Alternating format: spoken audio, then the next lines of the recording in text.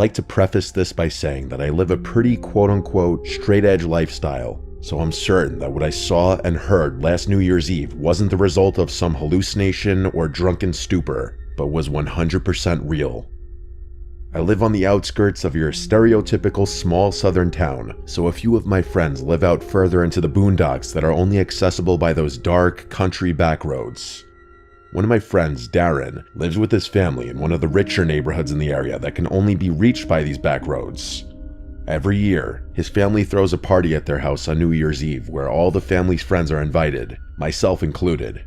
It's a pretty fun occasion, so I'm always excited when I get the formal invitation from Darren's parents in the mail. Seeing as the weather in the south can be pretty weird when it comes to winter, it didn't get really cold until a few days before New Year's Eve. I could remember the newly frigid air paired with the bumpy, unkempt country roads made for an uncomfortable ride to the house. Usually I don't drive with my brights on since I hate how other drivers always blind me with theirs, but the sheer darkness of the windy, narrow road made it a necessity this time. Anyways, the narrow road was surrounded on both sides by dense tree line, so even with my brights, it was hard to see where exactly all the twists and turns were ahead. Notably, there aren't any other houses between the turnoff to the road and Darren's neighborhood except for a lone shack that seemed like it had been abandoned for years, though I could sometimes see lights on inside whenever I passed this way. A few minutes into the drive, on a particularly straight section of the road, my lights illuminated something ahead amongst the trees, something white against the darkness. As I neared, I could see it was the shape of a person standing all alone on the side of the road. They weren't moving or hiding, just standing completely still with their back to the trees. It was a woman, evidently wearing a white dress or gown of some sort, not at all appropriate for the cold. I didn't turn my brights off out of caution, so I couldn't really make out any specific details in the reflective glare of the white dress as I passed her. I was thanking my lucky stars that she didn't step out in the middle of the road, causing me to stop. But then I started to wonder if maybe I should have stopped to see if she needed some help. Perhaps she was another guest trying to get to Darren's party, but it wasn't until I looked back in my mirror to see in the red glare of my rear lights that the woman had turned her body to follow me, still frozen in that one spot. It was definitely creepy, and in that moment, I was glad I'm not the greatest example of a good Samaritan. No way was that a fellow party guest. I arrived at the party without any further incident around 8 p.m., parking in the gravel circle amongst the dozen or so other cars outside Darren's house, which situated in a large clearing in the surrounding forest, just like all the other spaced out houses in the neighborhood. The festivities went on until we had watched both the ball drop in New York, as well as our own time zone's clocks striking 12, after which everyone slowly started to clear out. I stayed behind a bit to help clean up as I usually did, since I was one of the closer friends of Darren's family, and by the time I myself left, my car was the only one left at the front of the house. When I got in and started it up, I got a low tire pressure light. My car is an older model, so it didn't give me exact details as to which tire was low or how many had the issue. Before I freaked out, I remembered that this sort of thing always happens with my tires when the weather first turned cold after a long warm period. I figured I'd be able to make it home okay. But before I drove off, I remembered that woman I had seen on my way there. Was she still out there somewhere? Had anyone else come across her? There was another way in the opposite direction I could use to get home to avoid that road, but it would add another 20 minutes or so to my commute, which I didn't want to do so late at night and with possible drunk drivers out and about. I figured I'd just suck it up and just go back the way I came. I really wish I didn't. Not even a few minutes out on that same dark back road, I could feel something was different with my tires. I could hear it too. It sounded like bare metal scraping against the road. Slowly, my car came to a dead stop. Shit, I muttered. This was a different situation entirely. All that was going through my head was, did my tires fall off? Against my better judgment, I had to get out of the car to see what was wrong. Stupidly, I turned the engine off and shut the door. The car's lights turned off automatically, and I was plunged into the deep darkness of the surrounding forest. With my phone flashlight, I scanned each of my tires. My heart sank, as each and every one of them had been ripped to shreds, as if they were torn apart by the claws of some animal. I could have reasoned that if one had a large puncture in it, the bumpy road could have caused even more damage. But all 4 tires? This was deliberate. But no, I thought. Could it have been? I stood around hopelessly. No one would be out at such an hour on this road, even on New Year's Eve. I'd have to call a towing service or for someone to come and get me. But of course, there was no phone service this deep into the boonies. But just as I was about to get back into the car, the gentle wind died down. The barren tree branches stopped swaying, and even the wildlife that was still out this time of year went quiet. I froze. I had never heard such silence before. It was as if time had stopped for a minute before I heard the sickening sound of a twig snap somewhere within the trees. Something was moving around. I instantly shut the light from my phone off, leaving complete darkness. Leaves on the ground continued to rustle, as if someone was stalking through the forest. Was it a squirrel, a deer? No. This was the type of silence of prey when a predator was nearby. And then I heard, "I see you." My stomach dropped. All the air was sucked out of my body. I couldn't even scream. It was a woman's voice, soft and quiet, coming from the pitch-black darkness of the tree line not 15 feet away. It was said without malice, which somehow made it even freakier. In that moment, all I wanted to do was just shrivel up onto the ground and die. And then I heard, "Can you see me?" It wasn't until I heard the voice again that my fight or flight response kicked in, but I was disoriented, standing there in the darkness. I had to turn my phone light back on if I wanted to see which direction I wanted to flee. I aimed the flashlight directly in front of me, and standing at the edge of the tree line was the woman in the white gown, this time her features visible. The gown was dirty, covered in dark stains. She was deathly pale, skinny as a rail, and her disheveled gray hair fell down to her elbows. But her face was almost indescribable, grotesque, as if she were missing half of her jaw, yet it seemed as though she were trying to grin at me. In my indecisive horror, I had the flashlight trained on her for a few moments before I hauled ass down the road back towards Darren's house. That shack I had mentioned earlier was closer to my current position down the opposite direction, but what if this woman was the one who actually lived there? I don't know if that was a rational thought made in the spur of the moment, but I had no time to wonder. As I sprinted down the road, I could hear the snapping of twigs and rustling of leaves behind me. She was chasing me, but I was quickly able to lose her with such a massive rush of adrenaline. I made it back to Darren's house, ignoring the rest of the neighborhood, and I pounded on the door, pleading for the door to open up. His mother answered the door and quickly ushered me inside, seeing how shaken up I was, where I explained everything to her along with Darren and his father.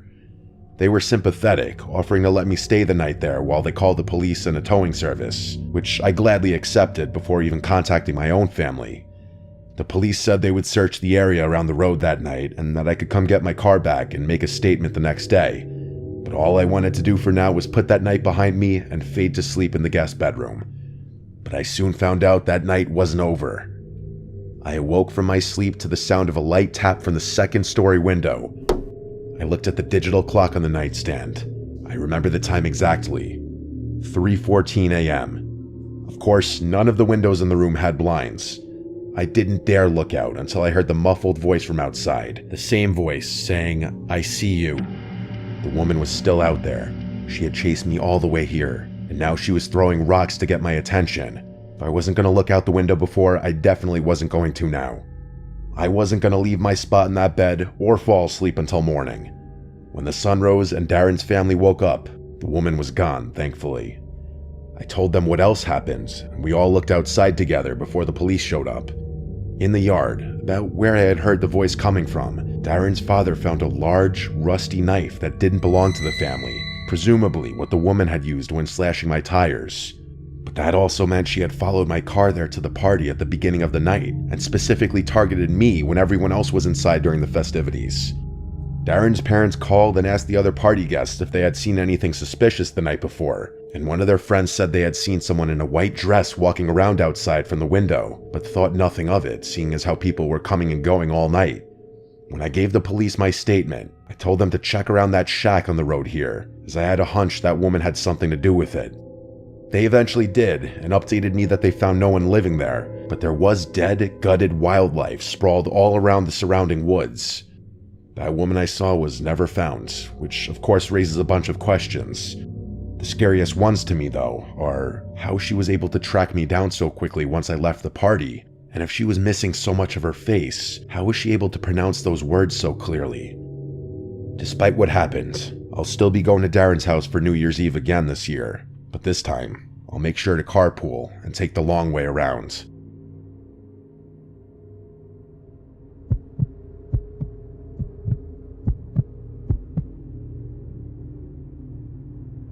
When I was 26, I took a trip to San Diego via plane. I stayed with my friend for a few days and booked a late flight back home. My flight landed at midnight. By the time I was off the plane and by the ground transportation pickup point, it was like 12:30. I waved down a random taxi in the taxi section and gave the driver my home address. He said he'd take me for $30, which was a really good deal compared to Uber. He came out to help me put my bag in the trunk of the van, but I said I was fine with it in the seat next to me, so he lifted my bag onto the seat on the left side behind him. I was sitting diagonal from him. He got back in the car and pulled up the directions to my apartment, and we were on our way. My at-the-time apartment was about a half-hour drive from the airport with no traffic. At this hour, there was obviously no traffic. We got right on the highway and we were moving fast. I caught the driver's eyes staring at me through the mirror on 2 separate occasions, and on the second time, he spoke. He asked where I was coming from. I said San Diego. He said, "Oh, very nice." Then he asked me what I was doing there. I said I was just visiting a friend who lives there. His response was, "Is your friend as pretty as you?" And honestly, my first reaction was to laugh, but I found the comment really creepy, and it being the third thing out of his mouth on the ride didn't help. From here, his questions kind of stayed on the flirty side. He asked me, "What is a pretty girl like you doing traveling all by yourself?" And I had a slightly sassy response saying, "Well, I just said I wasn't alone, I was visiting my friend." And his rebuttal was that by flying by myself, I was traveling by myself. I maintained my slight sass and said we can agree to disagree, and he laughed and said he was only teasing me. This man had to be like 45 though. I felt like him hitting on a lone girl in her 20s like this was slightly creepy. It wasn't the first time I dealt with something like this though. As we continued down the highway, I looked up as I saw the familiar overpass right by my exit, but as we passed it, he wasn't slowing down. I said this is my exit as he was literally about to pass it, and we zoomed right by it. I repeated myself louder, saying that was my exit. He apologized and said he'd catch the next one. I tried to get a peek at his screen to see if he put the right address in, but it was angled so that I couldn't see it. The next exit was about a mile further. I started sitting up on the edge of my seat a bit now. When the next exit approached, I said loud and clear, "You need to get off here," and without acknowledging me, he turned on his blinker and merged off the exit. I noticed him glaring at me for a second in the mirror. I almost sensed a hint of annoyance in his face. But I guess that quickly changed when not even a minute later he asked me if I had a boyfriend. I replied back instantly, "Yes, he lives with me." I noticed him look at me again, and I think he picked up on how quickly I answered that. He asked what my boyfriend's name is. Yes, I'm serious. I decided that was enough. I told him I'm going to put my headphones in, so I popped my AirPods into my ears, even though they were basically dead still. I just wanted this man to stop asking me questions. Asking my boyfriend's name was next level weird, almost like he was interrogating me. I texted my family and close friends about this creepy taxi driver, and I shared my location in case, God forbid, things went sour. We were in a familiar area in my town now. We were stopped at the first red light since getting off the highway.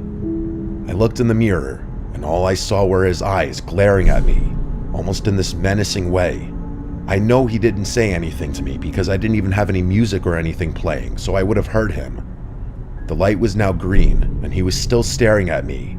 I had to tell him the light was green, and he started moving again. No one in my family was answering except for my older brother, who must have been the only one awake, but he lives 2 hours away from me. My brother told me I should leave the car if I feel threatened or in danger. We were now on a main road in my town, but there weren't any cars on the road. It was nearing 1 a.m. on a weeknight. We stopped at another red light, and I felt that man glaring at me again through the mirror. I then noticed a police car parked in an empty parking lot. In a spur-of-the-moment decision, I grabbed my bag and backpack and slid the van door open. The man started yelling at me, "What are you doing?" And he tried closing the door with the power button in the front, but I forced it open. And the second the door was opened wide enough for me to fit out, I booked it toward the police car. Instead of getting out of the car and chasing me for my money, he just kept driving, which already was a huge red flag. When I saw him driving away, I stopped running and brought my pace down to a quick walk to the police car. The officer in the car noticed me as I saw him look up and roll down his window. I told him that the taxi driver who was driving me was giving me really bad vibes and I left for my own safety. I asked the cop if he could give me a ride home, and thankfully he said hop in the back seat. Being a scared female obviously helped, but do I think you should be going up to cops asking them to be your free taxi service? Absolutely not. By the time I was in the car, that taxi was already long gone. The cop drove me home, and we were there in about 5 to 10 minutes. I let myself in and didn't even bother unpacking. I went straight to brush my teeth and crash into bed. It seemed just as I got into bed, though, there was a knock at the front door of my apartment. What if it was the taxi driver? He had my address after all. What if he came for his money? Or worse? The knocks persisted for a few minutes, then it went silent for a few minutes, and then there were more knocks. Obviously, I never left my room. I didn't want to be anywhere near the front door. The door was locked, and that's what mattered. Eventually, the knocks stopped, and I drifted away to sleep. The next day, I was back to work. I had a slightly later shift, luckily, so I didn't have to get up too early. While I was at work, though, I got a call from my next-door neighbor, George. He said that my dad was there before, trying to get into my apartment to drop something off, but he didn't have a key. George was calling to confirm that I was in fact expecting my dad, and I said no, I hadn't heard from him. George said he didn't see him actually leave anything though, he was just checking through the windows, which caught his attention.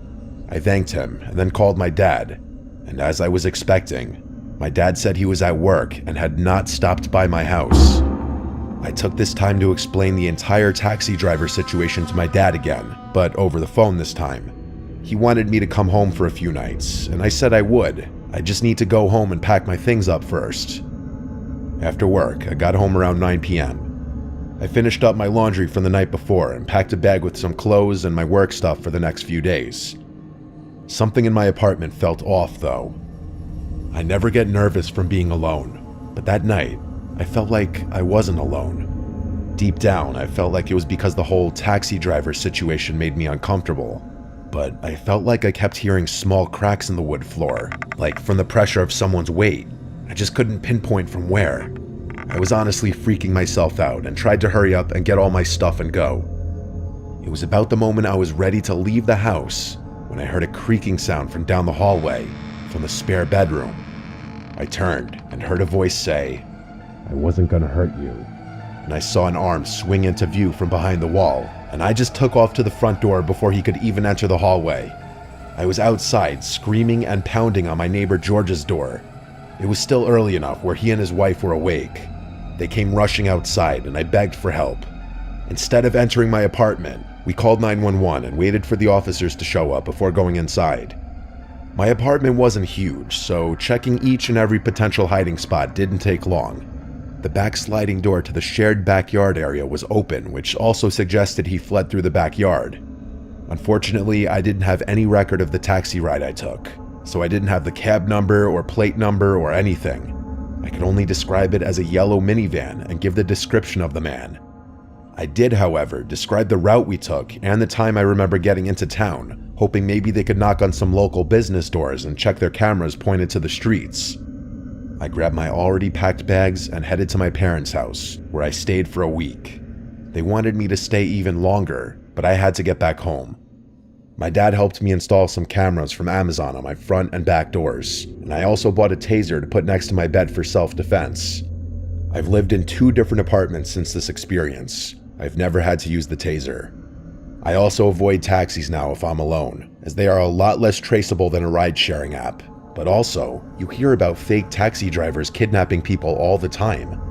I have to wonder if that was a real taxi driver at all, or if it was a stolen vehicle.